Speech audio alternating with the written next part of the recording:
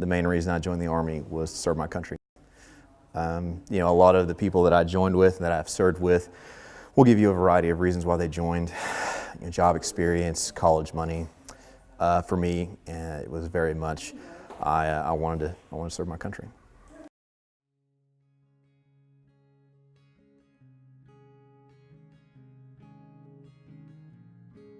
My son and I, Adam, we were jogging around West Mountain one afternoon. We began talking about our future. I brought up the idea of maybe joining the Army. Long story short, we were shipped to Fort Leonard Wood together. I was 41, he was 19. We went through basic training together. This was difficult at times, but rewarding at times as well. Earlier in life, like when I was still in high school, we trained and competed in jiu-jitsu and mixed martial arts all over the country. Went places like Columbus, Ohio, Colorado, Atlanta, Georgia, you name it, we went there, and we competed. It was actually Dad's idea to join. He brought it up first, and went to the recruiter with him. The rest is history. We went to basic and AIT together. And the drill sergeants got a kick out of that. They thought that was funny. My father and I say, we share the same first and last name. And at the time, we shared the same rank.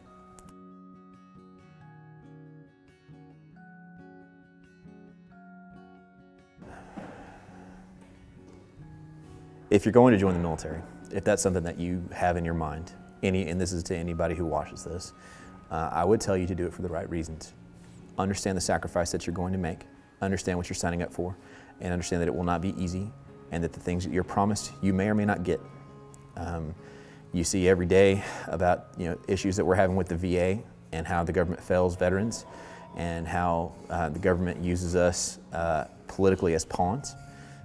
Understand that your sacrifice is just that, is a sacrifice. Do not expect to be repaid for what you do. Do it for the right reasons. Do not sign up for college money. That's dumb. Dying on a hillside for college money is dumb. You heard it here. Don't do it for that. If you sign up and you go to fight the fight, do it for love of country, and that's it. That's all. If you're signing up for anything else, don't do it. Stay home.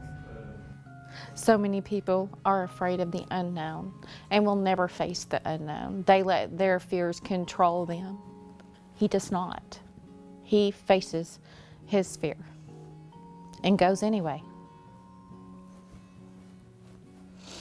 The main things that I feel like if I wanted people to know about my service, I would really want them to know why. Because that's, for a lot of people, that's hard to grasp. And even if I tell you, and I did tell you, that it was love of country. A lot of people still don't understand. They're like, well, why are you fighting somebody else's war? It's not someone else's war, it's our war. If you don't fight that stuff over there, it will come here. And we've already seen some of that. We've already seen some of the things, and people will deny this and say that. There's a lot of talking heads that will have commentary about this or that, and they'll say this or that, oh, well, that's our fault, and we made a mess, so we have to clean it up. And I don't disagree with some of that. But the fact of the matter is there are people out there that live and breathe to take lives of Westerners, of Americans, of Europeans, of people that don't live and think like they do. And the reality is, if we don't handle that, if we don't take care of that, it will follow us home. So either go fight the war, go fight the fight, or fight it in your own streets.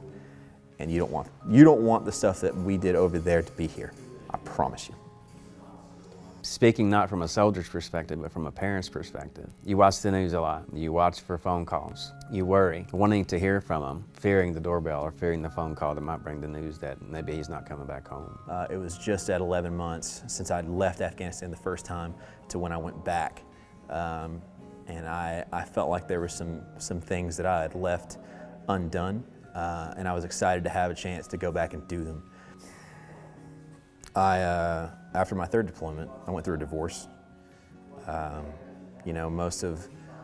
not been around for most of my kids' lives. I was able to come home for my first child's birth, but for my son, I was away. The first time I met my son, he was 6 months old, and I was fresh out of Afghanistan. And like I said, all that time away from my wife at the time, our relationship ended up, in a divorce. and things really still aren't very, good between us because of all that time. There's a lot of bitterness, and it's not really anybody's fault. It had to be done at the time. It was the right thing to do, and I don't regret what happened. I don't regret going, but yeah, it's extremely difficult on the family.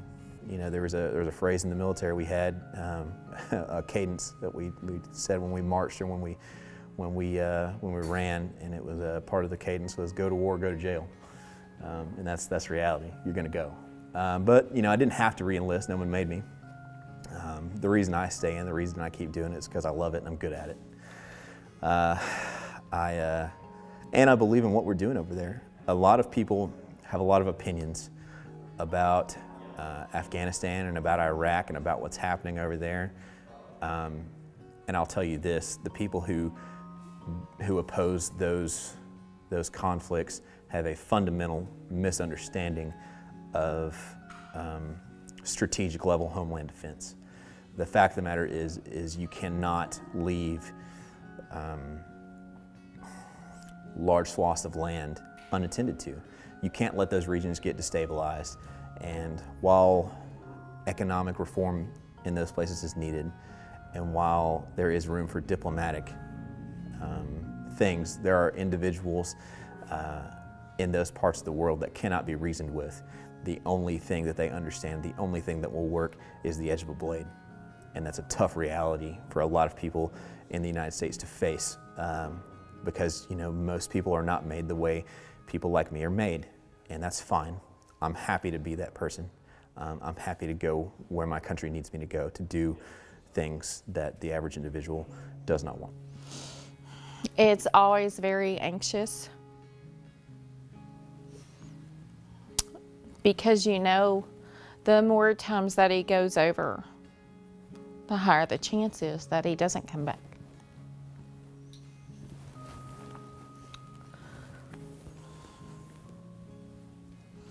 But I know in his heart that this is what he was meant to do. I love him that he has found his passion, that he has found what he's supposed to, his path for this world. But it doesn't make it any less scary. I'm excited, as once again, it's something I haven't done yet. It's a place I haven't been. So I'm excited, and I'm excited to get to do my job again. But to be honest, I just want to go so I can get it done, so I can get it over with. I'm tired.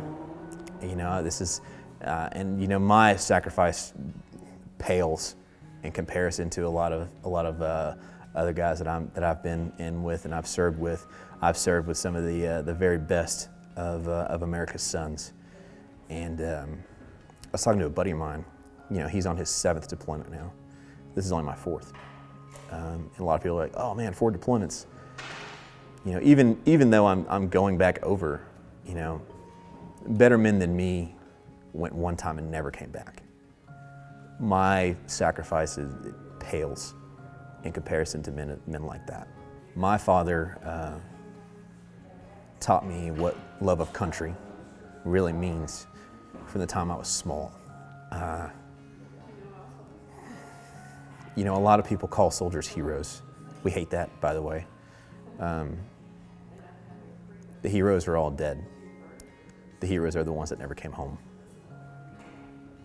But from the time I was small, Dad made sure to point out to me what heroes looked like. And I don't know anyone who would sacrifice more for what he believes in than my dad. I'm very proud of him. I'm very proud of him. He's going into